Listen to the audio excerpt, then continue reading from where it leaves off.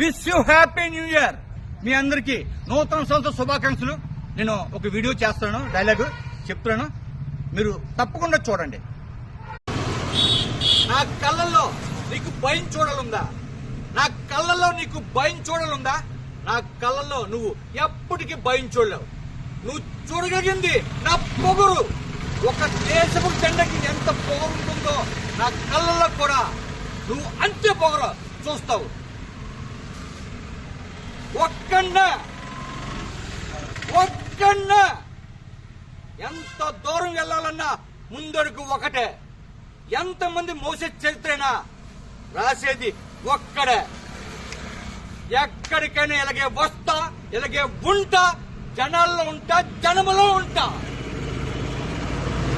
చూడపోతే తప్ప నేను సింహాలాంటున్నప్పా.